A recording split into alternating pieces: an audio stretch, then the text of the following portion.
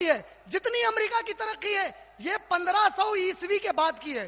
यानी लगभग 1492 ईस्वी में मुसलमानों का बड़ा मुल्क स्पेन, उसमें जवाल आया।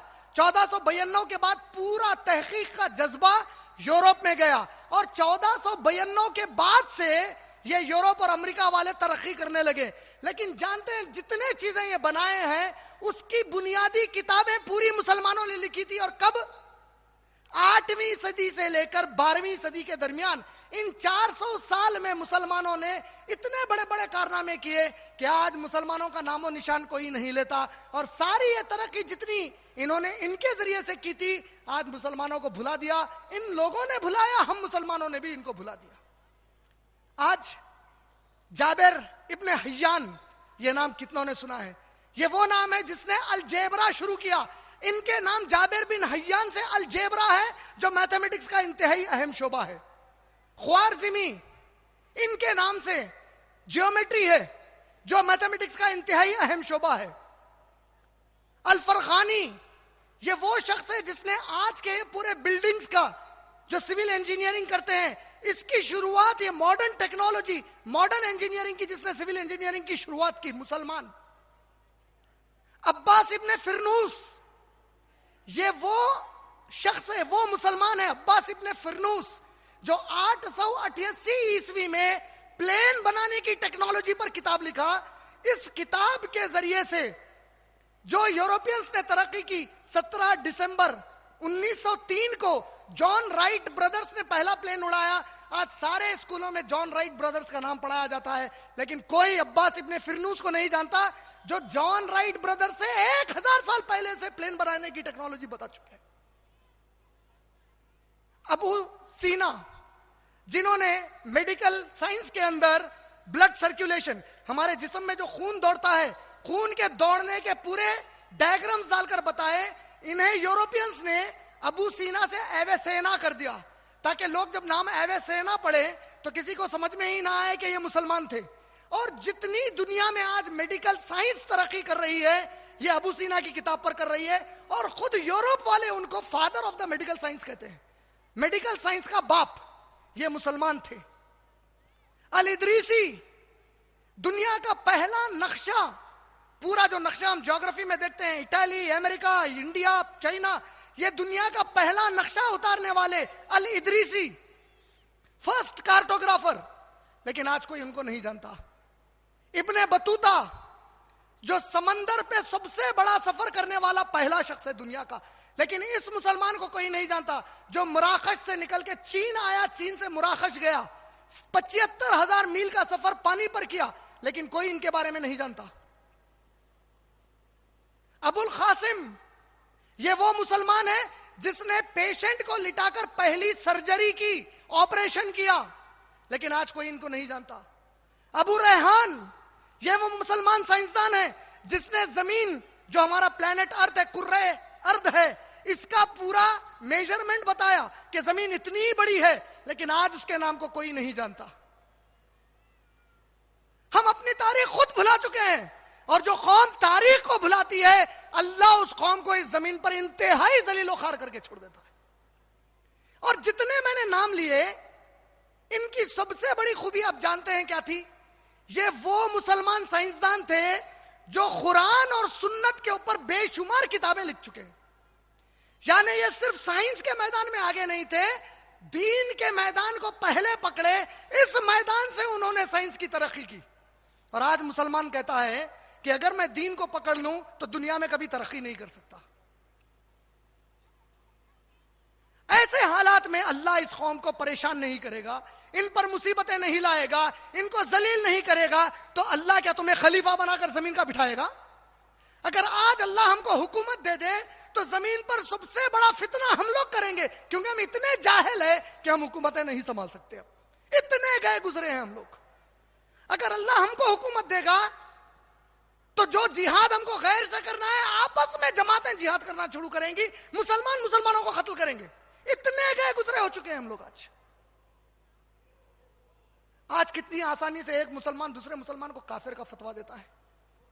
आज कितनी आसानी से एक मुसलमान दूसरे मुसलमान की इज्जतें उछालता है। एक दूसरे से इतनी दुश्मनी जितनी दुश्मनी एक ईमान वाले को शिर्क करने वाले से होनी चाहिए। ऐसी कौम पर अल्लाह गजब नहीं करेगा तो क्या करेगा। आज बेशुमार जमातें इस कौम में हैं और हर जमात पूरे जोर और शोर के साथ यकीन के साथ ठहरी हुई है कि हम हक पर हैं, बाकी सब बातिल हैं।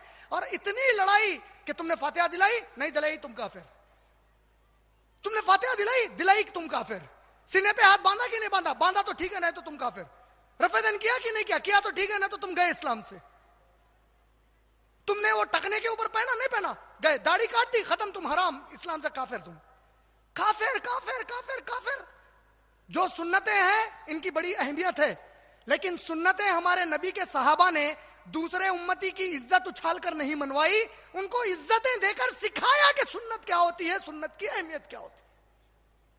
लेकिन आज इतने लड़ाई, इतने झगड़े मामूली मामूली बातों के ऊपर, छोटी छोटी बातों के ऊपर काट कर मर रहे हैं एक दूसरे को। लेकिन बड़े कमाल की बात है, इस्लाम में मुत्तहिद होना था, इस्लाम में कुरान और सुन्नत पर जम जाना था, कुरान सुन्नत के अलावा कोई चीज को अहमियत नहीं देना था। लेकिन कुरान सुन्नत पर जमने के बजाय कुरान और सुन्नत का नाम लेकर बढ़ गए। लेकिन जब सूद खाने का मामला आता है तो रफेदन करने वाला भी खाता है, रफेदन नहीं करने वाला भी ईमानदारी से मिल्लत भगत के साथ खाता है। जब दूसरे मुसलमान को धोखा देने का मामला आता है तो फातिहा देने वाला भी धोखा देता है, नहीं देने वाला भी धोखा देता है। जब रिश्वतखोरी का मामला आता है तो कोई जमात की अहमियत नहीं, जब सियासत का मामला आता है तो शराब भी बेचने का मिनिस्टर बन जाता है और हज को भेजने वाला भी कमबख्त मिनिस्टर बनता है, और बाकी की कौम बेशर्मों की तरह मुंह बंद करके तमाशा देखती है।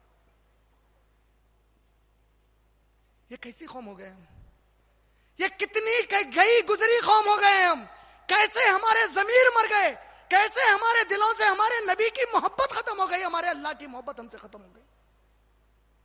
अबू बकर सिद्दीक रजी अल्लाह ताला अन्हु मदीने तैयबा में खड़े हैं, एक यहूदी आया, बोला है अबू बकर, सुना तुमने मोहम्मद सल्लल्लाहु अलैहि वसल्लम क्या कहते हैं, सूरह माइदा की आयत पढ़कर सुनाता है और कहता है तुम्हारा अल्लाह कहता है उसे कुछ उधार चाहिए, लो तुम्हारा अल्लाह फकीर हो गया, उधारे मांग रहा है।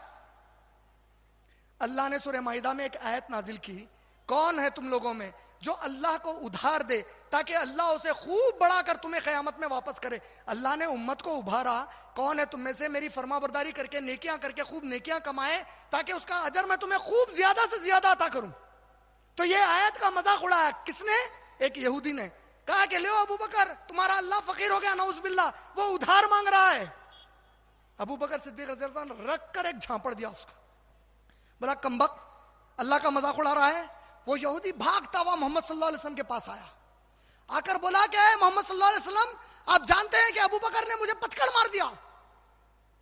अब अबू बकर सिद्दीक रजी अल्लाह तआला अन्हु का इंप्रेशन ऐसा था कि यकीन ही कोई नहीं कर सकता था कि अबू बकर सिद्दीक पचकड़ भी मार सकते हैं। अल्लाह के नबी ने पलटा कर कहा, क्या तूने सही देखा वो अबू बकर थे कि उमर थे? पूछे, बोले नहीं अबू बकर थे। खुद नबी सल्लल्लाहु अलैहि वसल्लम परेशान हो गए कि क्या बात है कि अबू बकर सिद्दीक जैसी शख्सियत ने पचकड़ मारी। और देखते ही देखते अबू बकर सिद्दीक पीछे से दौड़ते आते हैं, कहते हैं अल्लाह के नबी सल्लल्लाहु अलैहि वसल्लम जरा इजाजत दीजिए, इस कमबख्त का तो पूरा काम कर दूं। अल्लाह के नबी सल्लल्लाहु अलैहि वसल्लम ने कहा कि अबू बकर जरा सबर, बताओ तो सही क्या बात हुई। क्या जवाब देते हैं, सुनिए अबू बकर सिद्दीक, हमारे प्यारे अबू बकर सिद्दीक रजी अल्लाह तआला अन्हु क्या जवाब देते हैं, सुनिए गौर से। कहते हैं अल्लाह के नबी, अल्लाह की कसम है कि अबू बकर के जीते जी कोई अबू बकर का मजाक उड़ाए मैं सबर करूंगा, कोई अबू बकर को गाली दे मैं सबर करूंगा, कोई मेरी बेटी की इज्जत उछाले मैं सबर करूंगा, लेकिन अल्लाह की कसम के अबू बकर के जीते जी कोई मेरे अल्लाह का मजाक उड़ाए तो फिर वो रहेगा या मैं रहूंगा। और आज का मुसलमान गानों में सुभान अल्लाह अल्हम्दुलिल्लाह आता है, नबी का नाम आया तो नारे लगाए और रोडों पर निकल गए कि नबी का नाम गाने में कैसे आया, लेकिन नबी के रब अल्लाह का नाम आया तो मुसलमान के कान पर जूं भी नहीं रखते। नंगी औरतें अल्लाह का नाम जो पिक्चर्स में लेकर नाचती हैं, लेकिन एक मुसलमान कमबख्त को, बेशर्म को शर्म नहीं आती कि रब का नाम लेकर एक नंगी औरत नाच रही है। इतनी बेहया कौम हो गए हम, इतने बेगिरत, इतने बेहिस हो गए हम, तो फिर अल्लाह हमको परेशानियों में नहीं डालेगा तो क्या दुनिया में इनामत अता फरमाएगा? अल्लाह ने इस उम्मत को भेजा ताकि बाकी की इंसानियत को अमन का रास्ता दिखाए, लेकिन यह उम्मत दूसरों से अमन का रास्ता सीख रही है। अल्लाह ने कहा सूद मत खाओ, सूरह बकरा सूरह नंबर 2 आयत नंबर 275 से 279, सूरह आल इमरान सूरह नंबर 3 आयत नंबर 130, सूरह निसा सूरह नंबर 4 आयत नंबर 161, सूरह रूम सूरह नंबर 30 आयत नंबर 39। अल्लाह ने कहा सूद तुम पर हराम कर दिया गया है। बैहकी की रिवायत, जिसे शेख नासिरुद्दीन अलबानी रहमतुल्लाह अलैह ने जामे उस सही में कहा है कि यह सही हदीस है। हदीस जिल्द नंबर 4 हदीस नंबर 1932। अल्लाह के नबी सल्लल्लाहु अलैहि वसल्लम फरमाते हैं, जिसने सूद के मामले में शिरकत की 10 लोगों को बराबर का गुनाह। गौर से सुन लो मेरे प्यारे मुसलमान भाइयों और मेरी प्यारी मुसलमान बहनों, जो आसानी से अपनी बेटियों के शादी के लिए सूद पर पैसा लाकर शादी करते हो, 2 महीने नहीं गुजरते उसका तलाक होता है, क्योंकि अल्लाह की लानत बरसती है।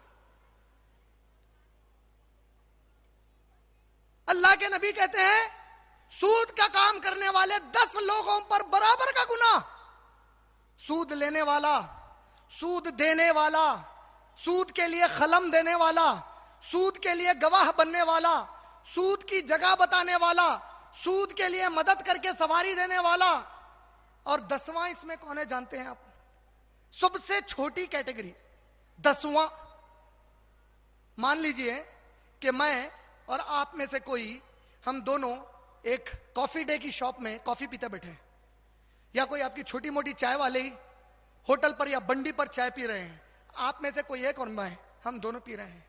हमने पीछे 2 गैर मुस्लिमों को बात करते हुए सुना। उन लोगों ने अपने बिजनेस की डील में कहा कि यार मैं इतना पैसा सूद पर लेकर ये फैक्ट्री डाल रहा हूं, या इतना बैंक से लोन ले रहा हूं सूद पर और ये काम कर रहा हूं। अगर वो सुनने के बाद आप और मैं पलटकर उस गैर मुस्लिम को ये नहीं कहते कि सूद हराम है, तो नबी कहते हैं कि उनकी डीलिंग हो गई तो तुम उस डीलिंग में शामिल हो गए गवाह बनकर। ये 10वां, तुमसे ताल्लुक नहीं, तुम जानते तक नहीं, तुमको मालूम तक नहीं कि वो कौन है, लेकिन तुमको ये मालूम है कि सूद हराम है, तो बताओ उनको। नहीं बताया तो तुम उस मामले में शामिल हो, और अगर तुम उसमें शामिल हो इस लेवल पर, ये 10वें लेवल पर, तो नबी कहते हैं कि सूद के मामले में क़यामत में अल्लाह 70 दर्जात में गुनाह देगा। 70 दर्जात में जो सबसे छोटा 70वां दर्जा है वो ये 10वें कैटेगरी वाले को दिया जाएगा, जो गैरों को सुना लेकिन सूद हराम है नहीं बोला, उसको सबसे छोटा गुनाह मिलेगा। वो सबसे छोटा गुनाह सगी मां से जिना करने का है। आज भी यहूदी दूसरे यहूदी को सूद नहीं देता। यह बेशर्म मुसलमान उनसे गया गुजरा हो गया कि सूद देता है, सूद लेता है। गरीब मुसलमान तुझे सूद वाला पैसा वापस ना करे तो उस गरीब मुसलमान की जान भी लेता है। 70वां दर्जे का गुनाह सगी मां से जिना। और सबसे बड़ा गुनाह जानते हैं आप क्या कहा नबी सल्लल्लाहु अलैहि वसल्लम ने? सबसे छोटा क्या कहा? जरा जोर से, शर्म आ रही है जुमला बोलने, तो उन मुसलमानों को समझाओ कि कितनी गंदी बात है ये। नबी कहते हैं, मैं नहीं कहता, हमारे नबी कहते हैं सल्लल्लाहु अलैहि वसल्लम, कुर्बान उन पर से हमारे माँ बाप, हमारे जान, हमारी माल, हमारा खानदान। हमारे नबी कह रहे हैं सगी मां से जिना सबसे छोटा गुनाह, 70वें दर्जे का गुनाह। और सबसे बड़ा गुनाह जानते हैं क्या है? दूसरे मुसलमान की इज्जत को उछालना। यानी सगी मां से जिना करने से 70 गुना बढ़कर है कि एक मुसलमान दूसरे मुसलमान की इज्जत उछाले। लेकिन आज मुसलमान की इज्जत उछालना तो शेवा बन गया है। वो अगर नहीं करता तो वो समझता है कि आज का दिन मेरा नाकाम हो गया। आज मुसलमान कहीं जाता है, बैठता है तो फौरी दूसरे के बारे में गुफ्तगू शुरू। आज हमारी औरतें जमा होती हैं तो दूसरों के बारे में गुफ्तगू। अल्लाह के नबी कहते हैं मुसलमान की तुम इज्जत उछालोगे तो सूद में जो 70वां सगी मां से जिना है उससे 70 गुना ज्यादा है कि एक मुसलमान दूसरे का मजाक उड़ाए या उसकी इज्जत उछाले। अब्दुल्ला इब्न मसूद रजी अल्लाह ताला अन्हु अल्लाह के नबी सल्लल्लाहु अलैहि वसल्लम के साथ काबतुल्लाह का तवाफ कर रहे हैं। नबी सल्लल्लाहु अलैहि वसल्लम ने जिंदगी में एक ही हज किया और उस हज का तवाफुल विदा है, आखिरी विदाई का तवाफ है अल्लाह के। यहूदी, आप जानते हैं बच्चों की परवरिश कब से करते हैं? कोई इसमें से गेस करेगा तो मैं उसको अपनी एक सीडी गिफ्ट में दूंगा। यहूदी अपने बच्चे की तरबियत किस उम्र से करते हैं, कब से करना शुरू कर देते हैं? कोई गेस, हाथ उठाए और जवाब दे। जी जी 5 साल। और कोई दूसरा गेस? जी प्रेगनेंसी से। माशाल्लाह, ये लीजिए। यहूदी औलाद की तरबियत उनकी बीवी जब प्रेग्नेंट रहती है तब से शुरू करता है। इजराइल के अंदर आप जाएंगे तो वहां के यहूदी जैसा ही उनकी बीवी प्रेग्नेंट हुई, उस बीवी को कहते हैं कि जो तू स्कूल के अंदर मैथमेटिक्स पढ़ती थी, जो तू स्कूल में साइंस पढ़ती थी, वो 10th क्लास के, 9th क्लास के, 8th क्लास के बुक्स लेकर आ, लैंग्वेज के बुक्स ला, खरीद और फिर से इसको पढ़ना शुरू कर। और तू साथ में यहूदी किताबों और दुआओं को पढ़ना शुरू कर, यहूदियत के बारे में वाकयात सुनना शुरू कर, ताकि तेरे पेट में जो बच्चा पल रहा है, जैसा ही उसके कान में आवाज जाए तो मैथमेटिक्स की जाए, आवाज जाए तो साइंस की जाए, आवाज जाए तो उसके कान में यहूदी वाकयात की जाए। और ये जब बच्चा बड़ा हो जाता है, साइंटिफिक रिसर्च किया गया अमेरिका में, एक प्रेग्नेंट औरत को उसकी पूरी 9 महीने की प्रेगनेंसी में टाइपराइटर के पास रखा गया और सुबह शाम टाइपराइटिंग की आवाज आती थी। दूसरी अमेरिकी औरत को जो प्रेग्नेंट थी, उसे गिटार की म्यूजिक के करीब रखा गया। वो 9 महीने उसको गिटार की म्यूजिक सुनाई गई। इस तरह अलग अलग चीजें बनाई गई। जब उनके बच्चे पैदा हुए तो जो औरत टाइपिंग की आवाज सुनती थी, उस बच्चे के सामने गिटार बजाया गया, बच्चा रिएक्ट नहीं करा। उस बच्चे के सामने दूसरी आवाजें लाई गई, बच्चा रिएक्ट नहीं किया। जैसे ही टाइपराइटर की आवाज आई, बच्चा हरकत में आ गया। मतलब पेट से बच्चा आवाज पहचानने लग गया था। हमारे सहाबियात जब जच्चा रहती तो रोज कुरान पढ़ती ताकि बच्चा पैदा हो तो कुरान से जुड़ जाए। और आज की मां मुसलमान जब बच्चा जच्चा रहता, जब वो जच्चा रहती है तो शौहर उसे हिंदी पिक्चर दिखाता है, गाने सुनाता है, घर में टेप रिकॉर्ड लगाकर नाचना गाना चलाता है, गंदी गंदी गालियां देता है, शराब पीकर आता है, झूठ बोलना सिखाता है, झूठ बोलता है, आपस में झगड़े करता है। ये फर्क है यहूदी की और हमारी तरबियत में। आज इस वक्त अगर इजराइल में बच्चा 10वीं जमात का एग्जाम लिखता है तो उसको कहा जाता है, जब तू 10th का एग्जाम पास कर, एग्जाम लिख ले, तूने पूरे सब्जेक्ट्स में 80% ला लिए, 90% ला लिए, 100% ला लिए, लेकिन तुझे 10th का सर्टिफिकेट नहीं दिया जाएगा जब तक कि तू एक रिसर्च वर्क सबमिट नहीं करेगा, तहकीक वाला वर्क सबमिट नहीं करेगा। कौन सी तहकीक वाला आप जानते हैं? अगर वो तहकीक हमारे मुल्क में की जाए तो उसे पीएचडी की डिग्री दी जाती है। जो पीएचडी के रिसाले हैं, उसकी तहकीक के ऊपर तू जब तक एक रिसर्च वर्क नहीं लाएगा, तू 10th पास भी करेगा तो तुझे सर्टिफिकेट नहीं दिया जाएगा। मतलब 10वीं जमात का बच्चा पीएचडी दुनिया में जो लोग करते हैं, उनके बराबर वाली किताबें पढ़कर यहीं से तैयार हो रहा है उनके मुकाबले के लिए। जब बच्चा ग्रेजुएशन में आता है, इंटरमीडिएट पास करता है, तो सारे इजराइल के ग्रेजुएशन कॉलेजेस के अंदर मिलिट्री ट्रेनिंग कंपलसरी है, फौज की तरबियत दी जाती है और उस बच्चे की पूरी पढ़ाई, खाने पीने का बंदोबस्त इजराइल की हुकूमत लेती है। और जब बच्चा एक ग्रेजुएशन कंप्लीट कर लेता है तो कंप्लीट करने पर छोड़ा नहीं जाता, उसको फौजी तरबियत में जब तक वो मेरिट में नहीं आता, उसे सर्टिफिकेट नहीं दिया जाता। एक ही वक्त में उसे फौजी भी बनाया गया और बेहतरीन एक दुनिया का पढ़ा लिखा शख्स भी बनाया गया। जब बच्चा एमबीए करता है, आज इजराइल में एमबीए की डिग्री की बड़ी अहमियत है। कोई बच्चा यहां एमबीए करे तो फौरी नौकरियां तलाश करने लग जाता है। जब वहां का कोई बच्चा एमबीए करता है तो उस एमबीए करने वाले बच्चे को उसके क्लास के अंदर 10 बच्चों के ग्रुप में शामिल किया जाता है। 10 बच्चों का एक ग्रुप बनाया जाता है और उनको कहा जाता है, जब तुम एमबीए कंप्लीट कर लो, उसके बाद 1 साल का तुम्हें टाइम दिया जाएगा इस एक साल में तुम 10 लोग मिलकर $1 मिलियन का कोई तिजारत करके फायदा बताना तो एमबीए की डिग्री दी जाएगी। अगर वो लोग फायदा नहीं बताते तो एमबीए की डिग्री नहीं दी जाती। कहा जाता है कि कहां है फायदा, तुझे बिजनेस करने नहीं आया, एमबीए करने से कुछ नहीं होगा।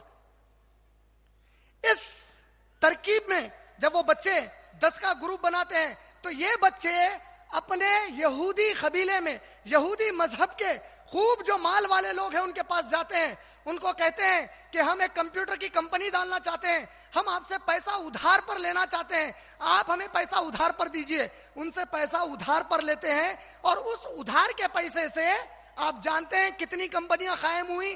डेल इस तरीके से कायम हुई, सो कंपनी है। माइक्रो प्रोसेसर चिप इस तरीके से बना सो है। यानी जो पैसे वाला यहूदी है इन तुलबा की मदद करता है और कहता है मैं तुम्हें गैर सूदी पैसा देता हूं, इससे बिजनेस करो, ये पैसा मुझे लौटाओ, जो फायदा है उस फायदे से वो कंपनी तुम्हारी अपनी कर लो और बस चलो इसके साथ।